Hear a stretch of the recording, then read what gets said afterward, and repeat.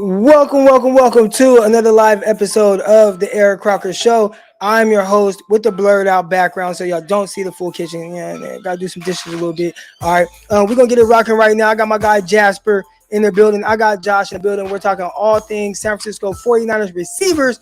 Brandon Aiyuk, a little more specifically. We're gonna touch on Deebo Samuel, the dynamic duo.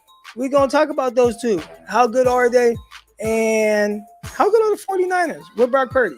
We're going to discuss all that and more. Appreciate everybody for tuning in right now. Make sure y'all like and subscribe this video. Yeah.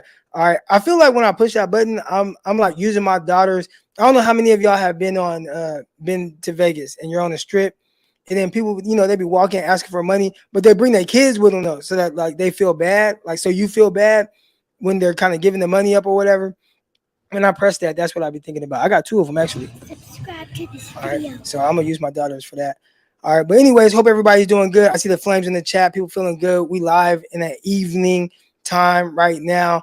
I do got a question in the chat. Says, what happened to Pinelli? He in the lab with Josh. Pinelli. So Pinelli and I, it's easy to just get Pinelli on this show, right? Like if I just want to get Pinelli on the show, that's easy. We're trying to do it a little different, where it's like separate. All right. So I think we're going to make it a Patreon, but all the work is on me to get it made. And I've just been busy. So I definitely want to get his insight, because when it comes to quarterback stuff, really our dialogue back and forth, I would love to kind of pick his brain on Brock Purdy right now and just hear his thoughts on, kind of things he's thinking and stuff like that. And probably get his thoughts on what the hell ever happened on Monday Night Football with Josh Allen throwing 3 picks. Matter of fact, I actually got his thoughts in a text message. I'm not sure I can post those. All right. But Greg will be back soon. All right. But anyways, with no further ado, I got to bring on my guys. All right. We got the Fresno State legend. All right. Josh Harper in the building. And we got the San Jose legend, Jasper Rose in the building. Fun fact, I played against Jasper Rose and his San Jose Panthers. Is that the junior college, San Jose City? San Jose City, Jags. Jags, Yeah. whatever they're called. They were butt cheeks when we played them. Modesto Junior College. We smacked them up in the graffiti bowl. I had an interception. So, I got to kind of throw that out there a little bit. Yeah, and in full circle, we ended up playing arena ball together, man. It was crazy. I know, right? I know. On the bus, we were riding to practice and then started talking about the Niners, and then that's when we realized, oh, you a Niner fan too? Yeah, we good. We for sure used to ride on that, but I forgot about that. It was like a 25-minute ride to the practice. That's crazy. All right. Anyway, we got Josh over here. He's like, bust to practice. Nah, like, man, what? we ain't doing that. Right. That's tough. When you was with the Raiders, Josh, how far was like from where you were staying to like the facility? Because I used to have to like bum rides. So just some of my teammates that stayed in the same like extended stay hotel with me. So like Chris Ivory, Mike Goodson, those were a couple guys I would bum rides with. Shout out to my guy OJ Mayo, Thomas Mayo. All right, but I used to bum rides with guys. So like, what was your like from the wherever you were staying to the facility? What was that ride like? So we had shuttles, but so I had a car there. And, I was from the area, so I'm from the Bay Area. So I had my car up there. But we was right at the airport. So that what was it, like the Holiday Inn, right by the airport. So it was like a 5-minute drive. Because in the Bay Area, you can be driving 30 minutes. That could be a 30-minute ride to the practice facility. But they had us all in their little Holiday Inn hotel, and me, Coop, who else was that? Andre DeBose. We was all riding together to practice. People don't know about them extended stay hotels, man. Like that's kind of a league life for real, because you never know when you're gonna get cut. So you can't really. I mean, obviously, depending on who you are. Yeah. Right now, Devontae Adams, he ain't staying in no damn hotel out in Vegas, right? No chance at all. But for the bottom of the roster guys, it's like it's safer and it's actually more convenient because they make your bed up every day for you.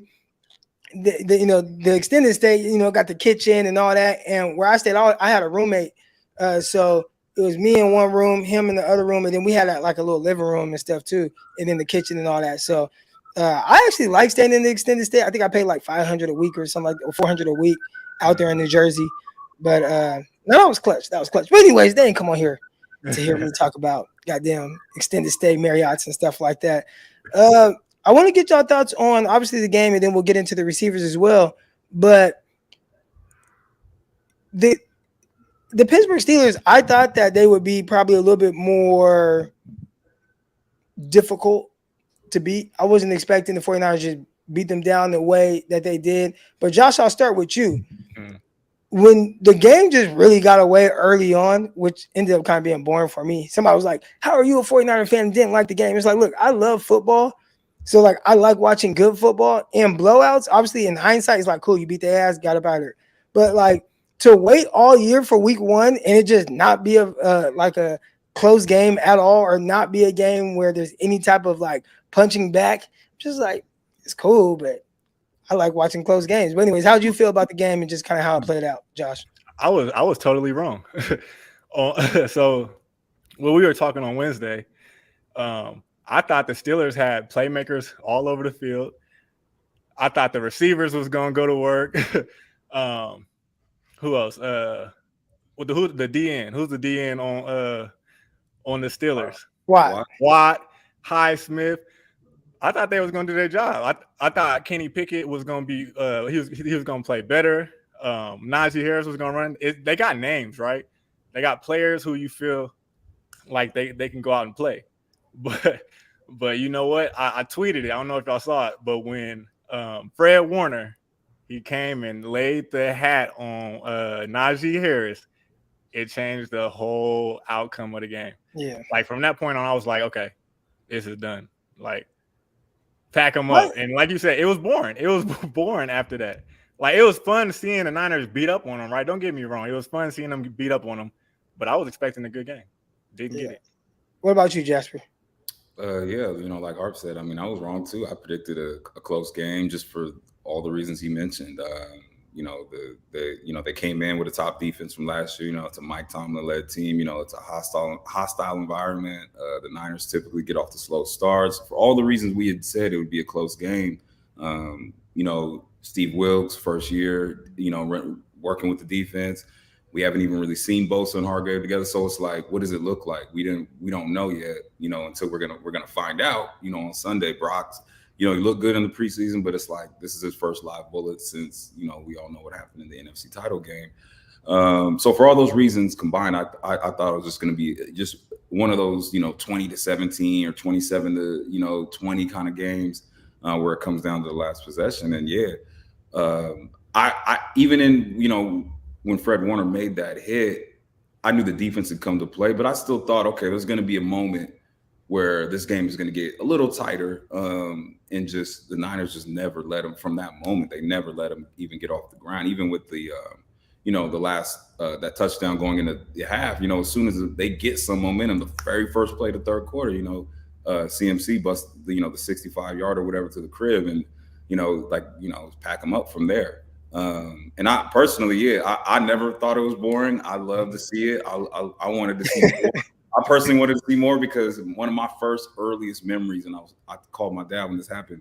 I went to a game. This is probably like 97, 98. He took me to Candlestick, and it was pouring rain. I'll never forget that it was pouring raining. The Steelers came. This is when I realized, like, the Steelers fan base, they travel.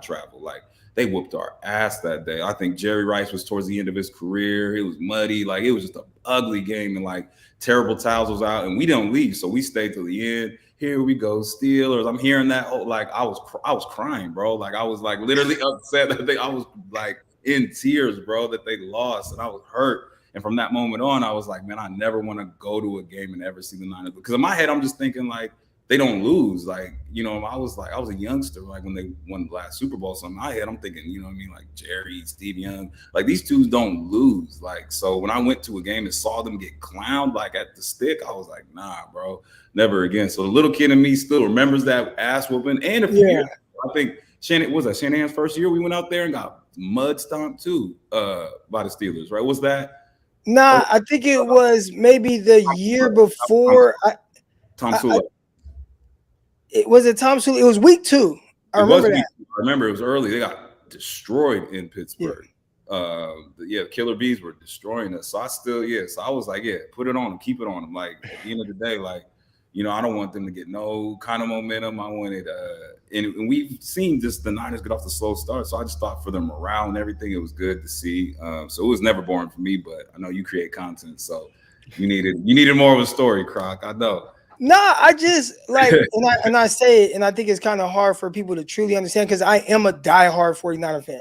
Like I've talked about, I was on the New York Jets and had a San Francisco 49er phone case. You know what I'm saying? People are like, man, why you got that? Like, man, that's my squad. Like, this is just my employer. Like, they're my employer.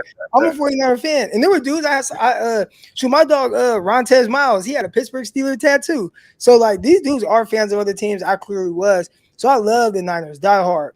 But I love football. Like, if there's ever football on, like, I'm watching it. And I just enjoy good football. Like, I enjoy good games. So, watching it, it was like, hell yeah, like Niners kicking their ass. But it's like, dang. Like I want my juices to be flowing a little bit more. Like my juices get flowing when it's like, okay, it's tight, heart thumping a little bit. Not like now I'm into it. But I just watched that whole game, like, sipping on a little bit of that bourbon. I was just like, damn, this is a blowout. Start to finish, man. Start to finish. From start to finish. and I saw right away where it was going, like you said, with the hit with Fred Warner. It was very clear from that moment, like, whew. Like, first of all, 49ers just drove down the field. And then Fred Warner crushing them. And then 49ers, they just kept scoring. I was like, yeah, this Can I say this? That was probably the best first half quarterback could have. I don't care what quarterback it was. That's probably the best first half you could have as a quarterback. Like, so let's talk about it. What more could he have done? Brock Purdy, right? And what more can he do? And I know, like, if you look at this stats or the box score, it's not this crazy number. Obviously, the 49ers, they didn't really have to throw the ball in the second half. I think he already, by halftime, had like 180 yards. And second half, they just was like, we're going to call the dogs off for the most part. Let's just run the ball down their throats. But Brock Purdy, from what we've seen so far, and I have been one, and I keep saying it, as a matter of fact, Jasper was talking about it because we were together at the 49ers Washington Commanders game. And I just kept saying, like, I just need to see a little bit more. Right? And it wasn't on no, like, oh, this dude's sorry or trash or anything like that. Like, there's people that come at me. They think I think that Brock is trash or that was ever a thought in my brain. Like, it never was. It was just what he is very unique. So because it's so unique, it's, like, kind of hard to believe that, like, this is what I'm seeing.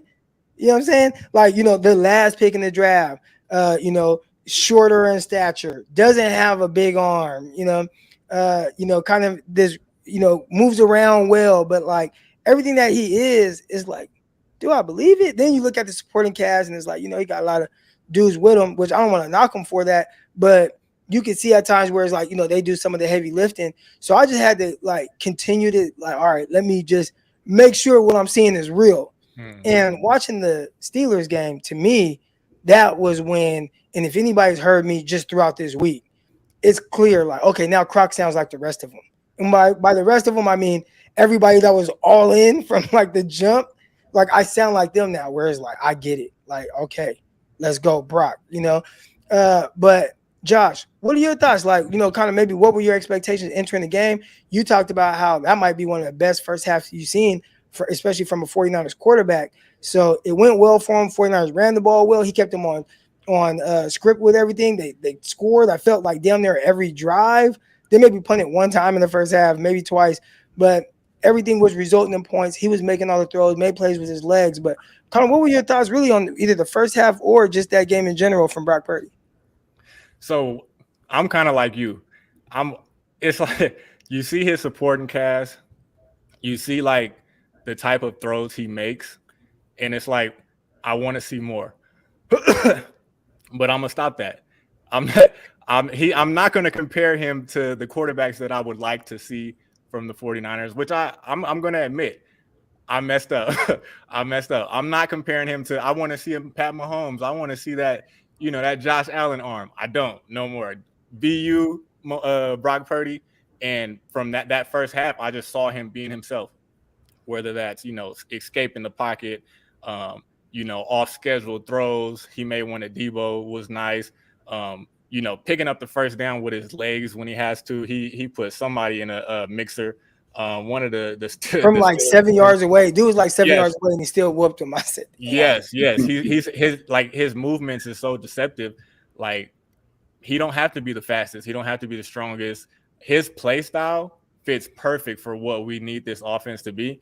And I'm going to admit, I wanted to see that big arm, that quarterback who can, put the team on his back. He can do it just in a different way. So, he had one of the best first half. Like, I don't know what more he could have done in that first half to say, like, that was great. Like, he played phenomenal. He played great. He got it out of his hands. He made all the right reads. He was, going through his progressions. He was accurate. I was just like, okay, he made me a believer. We can win with him. It reminds me a lot of, and kind of thinking about what you're saying, right? And I'm comparing like styles. Mm-hmm. And, you talked about Mahomes and things like that. So if we kind of go a little bit more old school with it, let's say the old school version, and I say old school, I'm talking about kind of early to mid 2000s, but Ben Roethlisberger, right? When he was coming out of Miami, Ohio, he was this big quarterback, big arm, could move very well. And a lot of people forget like what Roethlisberger looked like at Miami, Ohio. Like, he could run around, but he was, big arm, all that, like the kind of prototypical guy. And then there's a guy like Drew Brees where, Drew Brees ends up being a free agent. Part of it had to do with the surgery he needed, but also, he was getting replaced by Phillip Rivers, who was that bigger quarterback.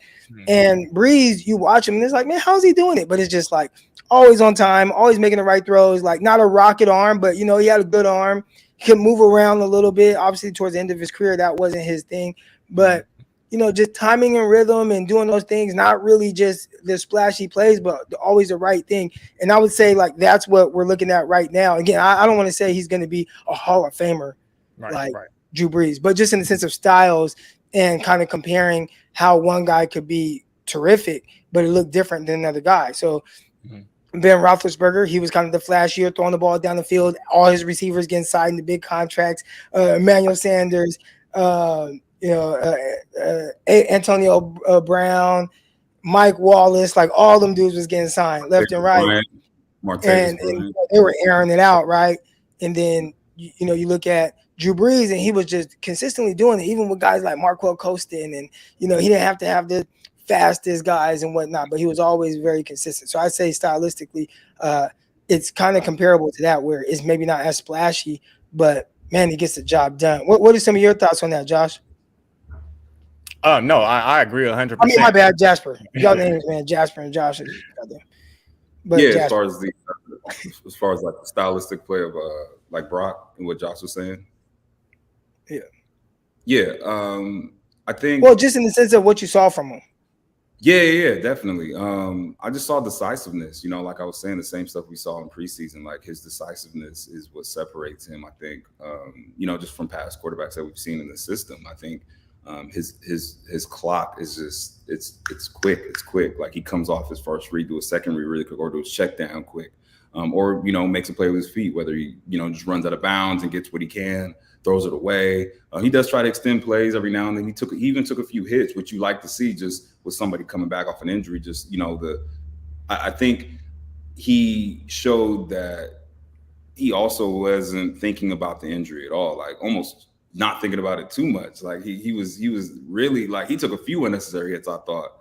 There was one where he rolled out to the left, and then it's like he didn't throw it. Like, he was just trying to make and extend the play. A little too long for somebody coming off the kind of injury he did. You would have liked him not to see him, get hit on some of those where, the right tackle blew the assignment. But that's obviously not on him for the most part. But no, I thought he was really decisive, really crisp, made the plays that were there, and then made the off-schedule plays as well that we saw a lot of last year. And he's still getting better, which is crazy. He's still technically in his rookie season. He still hasn't played a full 16. So I just thought he built off that a lot of what he did last year. And just like Bosa said, is shutting up the doubters, man, and shutting up some of the haters, because that's just what he's just continuing to play consistent and do what he does. No, he definitely is. And another guy that is I don't want to say shutting up the haters or the doubters because I think everybody saw this guy trending in the right direction, but Brandon Aiyuk. And it's not even only as a pass catcher, or route runner. I wanted to start with this here. All right. And these are the things that I know, and y'all can speak volumes to this from maybe, coaches in y'all receiver rooms. But when your coach sees this, what is he thinking? All right, let's take a look at Brandon Aiyuk here. Watch him lead block, boom, blow a guy up. We call running downfield. You see Ray McCloud out there lead blocking. I mean, that's just all effort, right? Yeah. Boom. That's what we call ranch. He put him in a ranch. Exactly. Ranch. And look at McCloud. So here's some more because that last one got a lot of hype. But look at him here. Yeah, and that honestly is the tougher one because that's when you got to go in there with the big dogs. You got to dig it out. When you're asked to do that, like it's not an easy assignment. You know already in your head, okay, I'm going to be in the mix. Like anything could happen right here. I'm not just going for a crackback and get up out of there. Like I really have to dig deep and be in there with the big boys. So that's, you really, the fact that he's getting those assignments and not being like, because you could tap him out. Technically, you could tap him out and put Juwan Jennings in to do that. You know what I mean? And the fact that Kyle would keep him in on that, it speaks volumes. Going off of what Jasper said, like they don't just get those blocking assignments to just anybody. Right. Like you got to have a certain type of dog to a certain type of mentality. Like that's a key block. Like if he don't make that block, that whole play can be blown up. So they're gonna give it to somebody they absolutely trust, somebody that they know that's gonna put their face in it and make the block. So. And piggybacking off that, Croc, and I think Shanahan does that specifically so that he doesn't give away any, tails. Shout out Patrick Peterson, no tails, because he's not because like in JUCO or even at the D1 level or at lower levels of football, you could pick up on tails like that. Okay, they brought in a big boy, he's just a blocker, like I mean. We already know this is gonna be a run right here. So you ideally want your wide receiver 1, your wide receiver 2s to be able to be in on everything, so everything looks the same. Like you don't like sometimes obviously like when you bring in the wide receiver 3 or wide receiver 4, it's probably a run. Deebo is gassed. He needs it. It's not going to be like something. They're not throwing the ball downfield right now on this play because we already know Deebo did this. So Ray's in or Bell is in. We know it's not something that's going to highlight Deebo or Aiyuk because they're not on the field. You know what I mean? So you could kind of, as a defense, take a little. You think you could take the same thing on defense when Bosa comes out. Like I'm sure offense is like, okay, Bosa's they're rotating him in out. Like so on offense, if you could have Deebo and Aiyuk in on every single play, Kyle would probably love that just for his offense because everything he runs so many different things off of it. You don't want to be bringing guys in knowing that okay, he's in this. It ain't that. You know what I'm saying? Just imagine what Kyle's thinking. Like, okay, they know they know he's in on this crack block. Like, exactly. Okay, what can I do off of this? Can I slip him? Can I have back toss? Throw back to something like that. I know Kyle's just his mind is going off of that just because he has a receiver 1 who could make that block. So we got Darius in the chat right now. Darius says, "Will Brandon Aiyuk be humble enough to settle for a wide receiver 2 bag, assuming he has a wide receiver 1 year? And the argument is that there are 3 other options that draw coverage, helping for him to get the ball." So essentially, he's saying, like, yeah, you might put up a bunch of numbers, but that's because these other guys are drawing more attention, which we're actually going to see some of that on this first play. But one thing I learned, and we can all probably attest to this, playing at the next level. It's a business, and when you can capitalize on getting paid, like you're finna get paid. So, let's say you talk about settling for wide receiver 2 money. If that's all he could get, then yeah. But if he potentially hits the open market, and there are teams that are willing to pay him, wide receiver 1 money or around $20 million a year, he's not turning that down to go take 14 from the 49ers. All right. Like, nah. I need this because he got to look at it too. And Darius, I'm pretty sure you understand this. Like, he got a kid, he got a young kid. He got his girl, he got his home. Like, nah, I got to make sure all that's in order. Like first and foremost, and that's why it's funny. I've been hearing, can't think of his name right now, but he's been comedy on this podcast, the 520 podcast. Well, I can't think of his name, but anyways, basketball player, NBA player. And you talking about Evan Turner? Not Jeff Evan Teague. Jeff Teague. Yeah, Jeff Teague, right? So Jeff Teague is like, people be like, they ask, like, would you rather get a max contract or win a championship? And he's like, fuck that championship. Give me that max contract. Right? Because at the end of the day, you got to support your fam. Like, I think that gets lost in everything. So obviously you would love to win a championship while getting the max bag. And wherever Aiyuk goes, he probably hoping that he gets in a situation where, hopefully it's with the Niners, where he can get paid top dollar what he's worth, but also have an opportunity to win a championship. But when the game is long done and over with, he ain't turning down that $6 million extra per year that he potentially could have gotten on the market. So yeah, not only that, Croc. Just to speak more on that, like, I don't know, did you catch Hargrave on Sherm's pod? I think it was today. It was posted today. It might have been recorded yesterday, but posted today. But he basically said, because Sherm had asked him, like, what's been your biggest, like, adjustment or biggest surprise coming to the West Coast? And Hargrave kept it a thou wow. He kept it a buck. He was like, I'm not gonna lie, it's these prices. Like, it's these prices and this cost of living. He was like, man, I'm seeing. And Sherm was like, man, I don't know. Have you seen your check yet? Because if you don't look at what they taking out, because that's really gonna have you sick. And even they were laughing about it, but it's a fact. Like, we in the West Coast, he in California. So, anybody that's negotiating, I'm sure that's what held both up. Like, if you be keeping it real, like, it's a different beast living in the Bay. Like, it just is. So it's just like that. Them California taxes are no joke. So I mean, it's a whole different lifestyle. Yeah, exactly. I just came from Arkansas. Discount at the end of the day, he's got to get his. Absolutely not. I just came from Arkansas, and I think when we think of like cost of living, we just think of like housing, right? But bro, it's so much more, and I feel every bit of it. You know what I'm saying? Just because it's just so different than what I was paying being in Arkansas. So obviously the housing market, you can really multiply everything by 2. And I'm talking about in Stockton. I ain't even talking about the Bay Area. Probably what these dudes are paying, right? And I know my grandparents, they lived in San Jose my whole life. They just sold their home that they were in for 40 years. And it sold for just about $1 million in East Side San Jose, by Eastridge Mall. And we talking about, it was a 4-bedroom, upstairs, downstairs, family room, living room, all that, decent backyard. But like $1 million, like, bro, that's crazy, right? And I look at like that price. So then even with me coming from Arkansas, and I have my home there and how much that costs, and then how much I'm paying for rent here, it's like I'm paying just about twice as much. And I had a nice house out there in Arkansas. That's why people are like, well, why would you move back? I'm like, man, family for real. But like, I had a nice house, great setup, amazing setup. And I paid twice as much for this little townhome where I don't even got an office. I'm podcasting in the kitchen. You know what I'm saying? So I got to hurry up. I'm like, babe, we got to hurry. We got to buy something or something. We got to do something.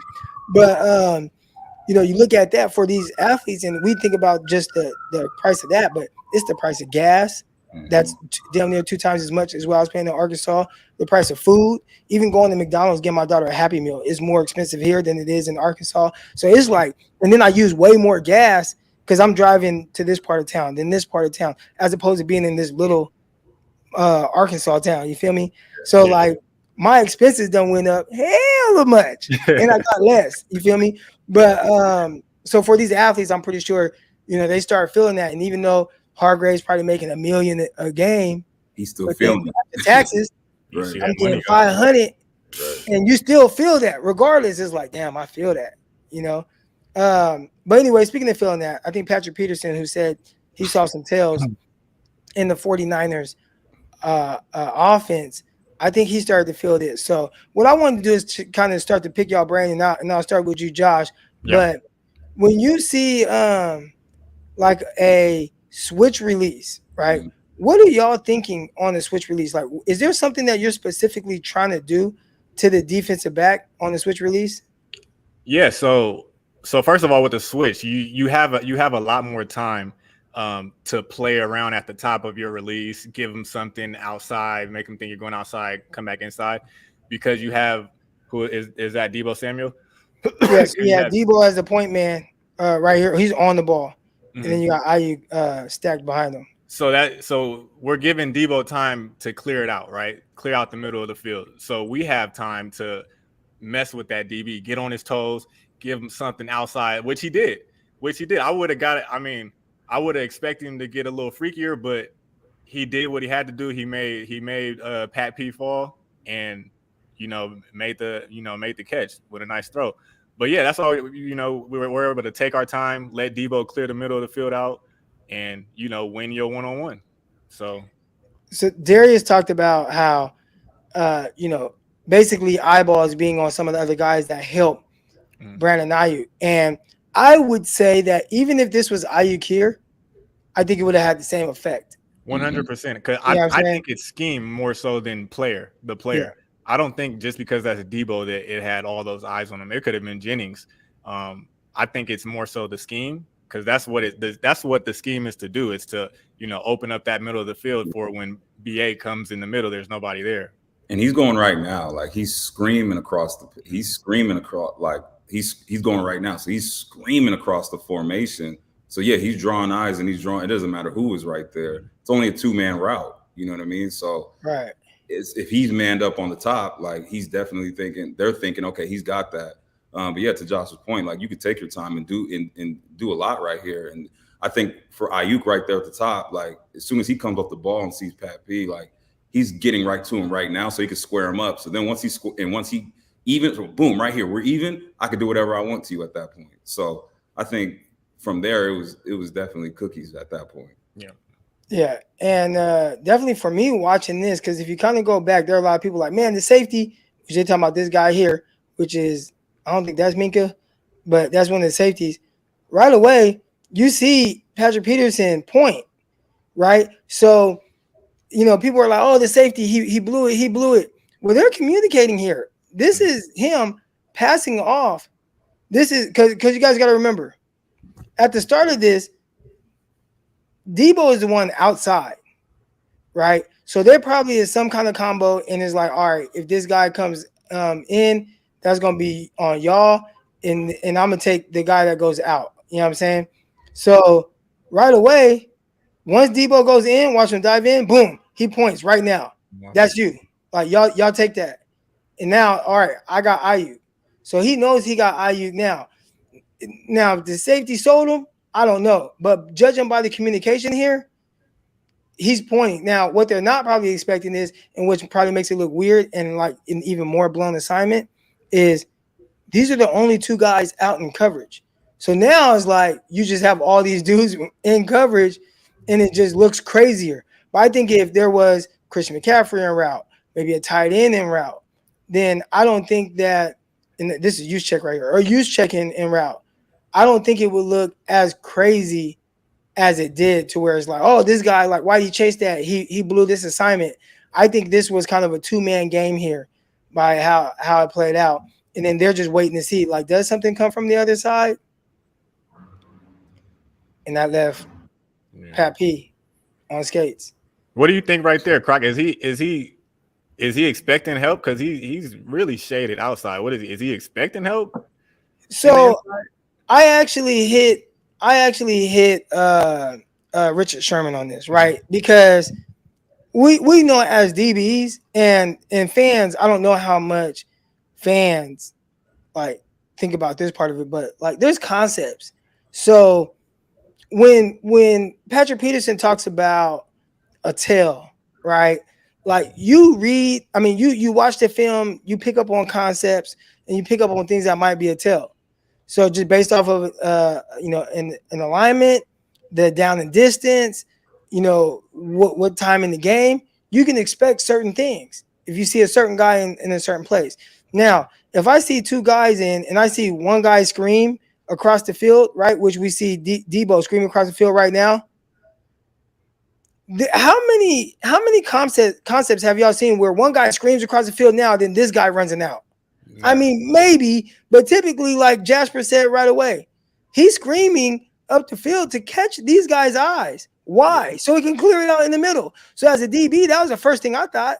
And when I hit Richard Sherman, I'm like, what's the percentage that a guy from a switch release does an out-breaking route. And he's like, dude, down here, you double post is a very it's a concept you see a lot. Double post or double slant. Double post or double slant. Double post or double slant, right? So Pat P here, and I know he was outside shade, so maybe he was expecting help. But again, once he points to me, and this is just me, once I point, I'm not expecting help back to the inside. You know what I'm saying? Like, just once I point, that's you. That's what that is. Right. Like you. You know what I'm saying? Yeah. And that's great communication. But then now it's you squared up with Aiyuk, and he just loses. So I would have expected an in-breaking route. It is tough, though, because he does have a tight split, and there's a lot of field to the out. Now, where he could have helped himself is right here. You can't play into the end zone. And Pat P, out of all people, like, bro, he knows this. He knows this. Receivers typically make their break, whether they're going out, it would be right here around the 1 or the goal line. If it's an in, it's usually right around there. If they're going fade, he usually breaks that off right around the goal line. So I need to dictate the space. All right, I need to dictate the space. How am I going to dictate the space? By playing more at the 1 to the goal line, and now I'm going to catch them. All right, and that's how I teach my guys to play it. Like, we can't back into the end zone. And the fact that Pat P did, I'm going to give him the benefit of the doubt and say that I'm wrong about something there. But there are a couple of things that I would have been expecting. And now it's easier for me to say because I've seen the outcome. I've seen the results. I'm watching it, and I get to slow it down and pause it and all that. But just in general, if a guy screams across the field right now, a lot of times, you're getting something and breaking typically. But even then, let's say I want to still play it honest, I need to catch him at the goal line because that's where he wants to make whatever break he wants to make. We used to call that pepper switch. Pepper switch at Fresno State. We used to call it that. Jalen Saunders and Devin Wiley used to run that. And Jalen had heat too. Yeah, Devin Wiley had heat too. So right here, I wanted to show this because this kind of shows you the windows that Brock is able to throw into. And we saw the touchdown. That was a huge window. We see this one. But a lot of it is, we're talking about some of the scheme and some of the things that they're doing to kind of catch guys' eyes, all right? So I saw this play, and, it is wide open, but I just really like the play design of it. And I'm not this, people, if you really, and I heard Jasper say earlier that he watches JT Sullivan's breakdowns. Like, you want to really know about some real offense, go watch JT Sullivan's breakdowns. Like, he's amazing at it. But just based off of me, like, being more of a defensive guy and just kind of cutting this on and seeing, like, man, what are the 49ers doing to really, like why is Kyle so great, And I watched this, and boom, this catches this guy's eyes right now. So what does he do? He has to drive this. Because if he doesn't, let's say if he drops back into this window here, then, all right, I just hit my check down to Christian McCaffrey and let him do his thing, right? But that's going to hold him down. And look at this window. Like, this is a massive window in the NFL. I think that one right there, Croc, is more, I think it's because of who he is. That's the opposite of that last play. I think that's also because of who he is. If that's, you know what I mean? If that's Mason or if that's Elijah Mitchell, we don't know if he attracts that kind of attention just because he's like right now, like, oh no, I got to get on CMC. Like, that's CMC. You know what I mean? Right. Or that's his assignment. We don't know, obviously. But whatever it is, it don't matter. That's why I'm sure game planning against the Niners as a DC is just a nightmare right now. Yeah, it catches your eyes. So what you want to do is you want to run and at least run enough at him to where he has to stop his feet and he has to, like, respect you. Because once he does that and you hold him here, boom. I mean, I wish I would have I should have saved the back view of it too, because you could just see it's like, wow, that's a huge window to throw into. Yeah. And when you see people say, like, man, anybody could play quarterback in this offense, there are certain times when it's like, yeah, anybody could have done that. Now, there are other times that I think Brock Purdy does some really good stuff with how quick he finds the answer. Yeah. And I think that's the part that kind of separates him from maybe even some of the other guys that played in the 49ers offense. But you go back, man, Nick Mullins, And when I say Nick Mullins, people think like, oh, like Nick Mullins is trash. And I'm like, I don't think Nick Mullins is trash. Like, do I think it was like a starting quarterback? Like, no, but he threw for the third most yards over the first 16 starts in NFL history. Okay. There was only 2 quarterbacks ahead of him. I think it was like Patrick Mahomes and like Andrew Luck, or Patrick Mahomes and Peyton Manning, like something like that. And then Nick Mullins. You know what I'm saying? Like, that's crazy. But part of it is, if you know, like some of these windows that you're able to throw to with the 49ers, like how do you go wrong there? Now, what could make him a little different is this one here. All right.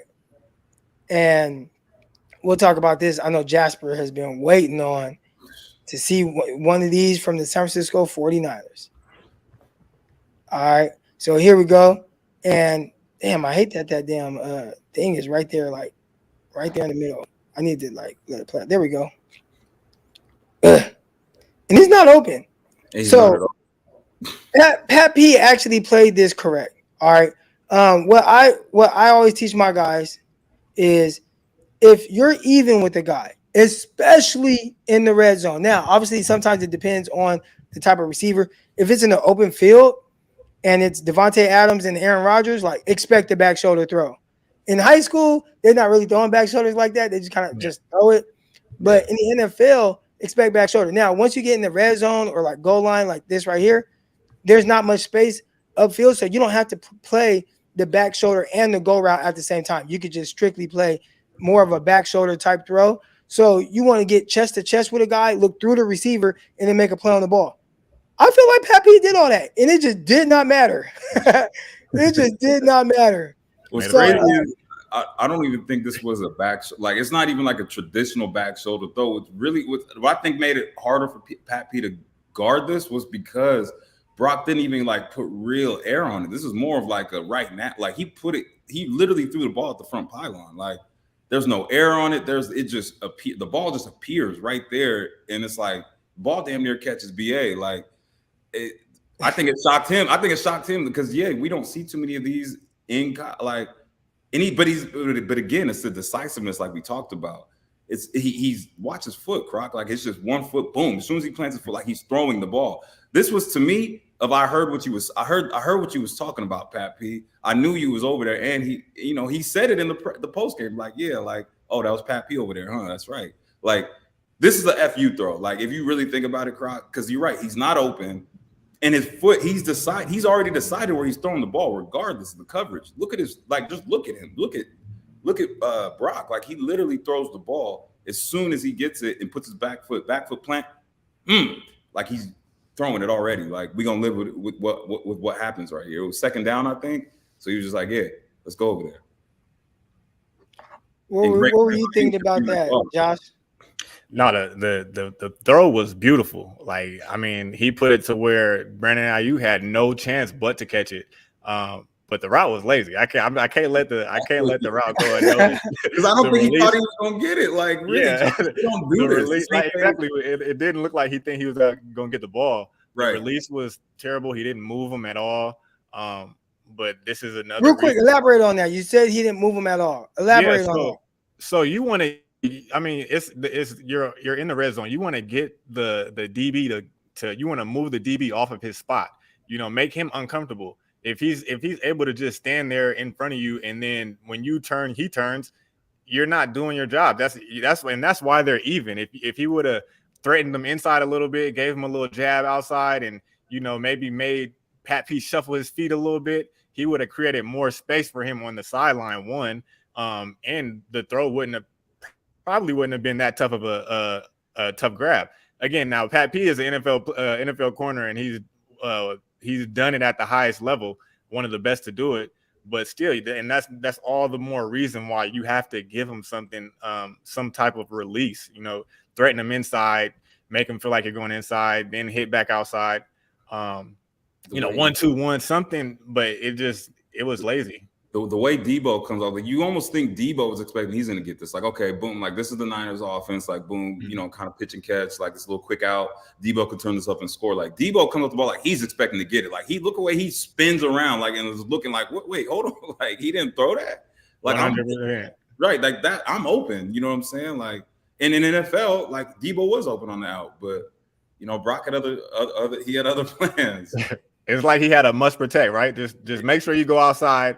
You're not getting this ball. It's going to Deebo. Just go outside. That's the fact that it was second down, Croc, lets me know that he was like, I'm challenging Patrick Peterson right here. Charlene Crosby here says Brandon Aiyuk still isn't used to a quarterback that throws to him. So moving forward, right, and we'll kind of start to transition out on this, but the 49ers offense has seemed to be one where they don't really feature a guy every week, right? Like the Rams with Cooper Kupp, and I know he's hurt right now, but when he's playing, like, every week they are featuring him. They're trying to figure out how to throw the ball to him 15 times a game. And the 49ers really only threw the ball to Aiyuk 8 times, and 1 or 2 of them were really on like broken plays. So do you think with this type of ability that he has, they'll start to say, you know what, like, let's really feature him? Because even after that, I don't know that they're truly like, we need to get the ball to Aiyuk. Like, we need to feature him. And obviously, like, in moments, on that touchdown, that first touchdown, that was very clear. Like, we want to get Aiyuk the ball here. But I feel like on a consistent basis, like, there's more. And maybe somebody will, be watching this and say, well, Croc, look at all the other mouths they have to feed. And my rebuttal on that would be, well, look at what he does when he gets the rock. He's scoring tugs. He's catching fades. He's, chunk yardage. So, Jasper, do you think that moving forward, the 49ers will put more of an emphasis on getting the ball to Aiyuk, or do you think they'll continue to do what they do, which is run our scheme, and the scheme will determine where I throw the ball? 100%. I think it's the latter. I think it's going to be, as much as I would like them to just force feed somebody, I'm starting to just come off of that and realize, man, maybe this is, Shanahan's plan, and it's going to be the scheme dictating who gets the ball, just based off of, what he said last year. I don't know if that was the interview with Mayoko, I'm not sure who it was, but it was Steve Young talking about, it was Steve Young talking about when he talked to Kyle, like, my plays, I don't have no audibles. Like, my plays got all the answers built in. Yeah. And so Brock has been demonstrating that in this system that he's getting to those answers and he's getting to them quick. So like we just saw on the play before the fade, the check down got taken away. Christian McCaffrey, cool. So if he wanted to go there, but no, that opens up Aiyuk in the back. Like, he knows those answers that are already built into Shanahan's plays. So this week, those answers just might be Deebo. You know what I mean? The Rams could take away this, take away that. That would have had Aiyuk open. That could have Deebo free. That could have Kittle free. That could have Christian McCaffrey. We don't know. So yeah, it's going to be tough. I'm not going to say I'd be surprised if Aiyuk had another 8 to 10 target game this week in week 2. But I also won't be surprised if he has only 3 or 4 targets and Deebo gets off, or Kittle gets off, or could be Jennings. It could be 3rd and Juwan, and Juwan Jennings could be coming up with a ton of big catches on 3rd down. We don't know. So yeah, I think it's going to be a week to week thing, just based off of just based off the options in the offense dictating who gets the ball on whatever scheme that they're rolling with. What are your thoughts on that, Josh? Yeah, I mean, I agree with what Jasper said. It's so many weapons on the field. But I'm a BA fan, man. I think he needs targets. Like, he's your number 1 receiver. He could be a top 15. I always say it, and I'm going to keep saying he can be a top 15 type of receiver, top 10 type of receiver. He's just in an offense that doesn't really feature players like that. And not to bag on Kyle or anything, but there's so many weapons. Like Jasper was saying, you can give it to Kittle, and Kittle can have a game where he goes off. Deebo, we've seen Deebo go off. Elijah Mitchell, McCaffrey just went crazy. It's so many mouths to feed. That's why I don't know if he'll get the same amount of targets and success. He had over 100 yards. I'm not sure if he can do that again. He can, but I'm not sure if that will be in the game plan. That's tough too, because you look at a Los Angeles Rams secondary, and they got guys out there like Durant and Yeast and all these guys that most people haven't heard of, and it's like, man, this is the perfect opportunity. They got Kendrick out there. Kendrick, I remember when he was, first of all, Kendrick transferred. Gosh, where was he at first? Clemson? Did Kendrick transfer from Clemson to Georgia? But he was a guy that ran a 4.7 at his pro day. Got ate up in college, so he ended up being like late but he's done well enough to be a starting corner for the Rams. I don't know if it's like, well, you're our starting corner because we really like you, or are you our starting corner because we can't really do better right now? Kind of like 49ers with like Ambry Thomas. Like if they could just replace Ambry Thomas, who actually did get benched in that game, then they probably just would outright like just not have to play him. But that right there, I'm curious to see if they just say, look, these aren't the world's greatest corners. Like they don't have Ramsey out there anymore. They don't have Marcus Peters out there. Attack these dudes, man. Like you just attack Patrick Peterson. Attack goddamn Durant. With all that said, I do think Brock and Aiyuk do have. I think he has a special chemistry. I mean, even there was a few plays where it was just third and whatever, and Brock, I could already tell like Aiyuk ran either an out or a curl or something. It was third down. I just knew he was going to Aiyuk. He knew Aiyuk was going to win his one-on-one matchup. He was going there. So I will say they do have kind of a special kind of chemistry that I'm seeing already, Croc. So it could just be Aiyuk's season. Like it really could be. And Deebo is just going to be. Deebo's going to get the screens, get the bubbles. Maybe in the backfield every now and then. Kittle's going to block a lot and, catch a few passes here and there. And that's just going to be what it is. And Aiyuk, I think, is ready for that load. I was listening to they had him on 97 the game yesterday. TJ Husmanzada, I didn't even know that was Brandon Ayuk's like version of Coach Dub. Like that's been his dude. I didn't even know that. But since the draft process, Croc, you knew that, Croc? I didn't know that. Yeah, he worked with him during the draft. Because he had talked about his speed and stuff and how I think he was the one that talked about how he was dealing with like kind of this core injury thing or whatever, but he could actually run faster than the 4.5 flat that he ran. Okay. So I do remember. Yes, he's been his trainer, like his individual receiver trainer. So he's just talking about, man, he's been ready to explode. Like this ain't. I'm not surprised at all. I said he's been a dog. So it could just be that time, Croc, and we just might have to start talking about this every week. Like it's just Aiyuk's time. So you could see it, and he might just start force feeding him, and that could be the Patrick Peterson. That was definitely on Patrick Peterson. Like I think Brock did that intentionally, but it could just be your time. Like if I see a DBO, I'm just going to throw it to you. And we haven't really seen that from Niner quarterbacks. I don't know when the last time we really saw it. Just like, okay, he's there, so what? And like throw the ball, like as receivers. Probably Crabtree and Kaepernick. Like Kaepernick would throw the crab like no matter what. True. Exactly. But that's probably it. Yeah. And it could just be that time. And I would love to see it. Let's see them. Like, this is the NFL. Dudes aren't just going to be scot-free all the time. That was always my thing about getting alpha receiver. Like, so you ain't got to scheme everything, Kyle. Like, cause sometimes it just ain't there. You know what I mean? And sometimes you got to just throw it and expect that dude's going to be better than that dude. You know what I mean? Like, I don't care that he's there. That's what jump balls are called. That's what mossing happened because somebody was there, threw the ball up, didn't care, and they got mossed. That's how it became a term. I don't care that he's there. So maybe we just gonna start seeing that more often than not. I mean, Deebo's capable of it. We see that's why his name is Deebo. Like, throw him the ball. Like, I don't care. He's here. Period. To the 49ers, they build their passing game around the run game. I feel like everything runs off of the run game, but with all these weapons, it's like, man. I think and the way that Brock Purdy has been playing, like I think you got more of a drop back passing game now. So I'm excited to see them kind of open up with that. Real quick, man, y'all let everybody know where they can find you. Everybody here is on Twitter. I'm at Eric_Crocker. Josh, where can they find you at? At JHarp2 on Twitter. At JHarp2 on Instagram. All right, and Jasper, where you at? Man, I don't even tweet much, but I had to look for my handle. Oh, this is my handle. J. I know I saw you reach for your phone. Like, hold on. J_Rose 007, man. What's it 007? Is that to play off the game? Because I used to play that on the. It was. I mean, back when I made Twitter, it was just like J Rose, and I was just like 007. Man. Nigga think he James Bond. GoldenEye. GoldenEye head ass. but anyways, man.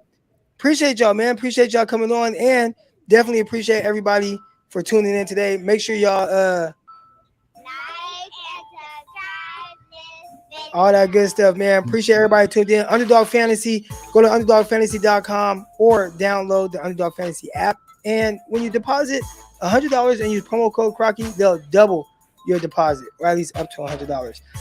Appreciate everybody. We'll be back tomorrow morning. I'm trying to get a Rams podcast guy to come on live with me in the morning, 8 a.m. Pacific. Hopefully he tunes in. If he does, I'll see y'all there. Until then, I'm out. We'll see these guys next Wednesday. Peace.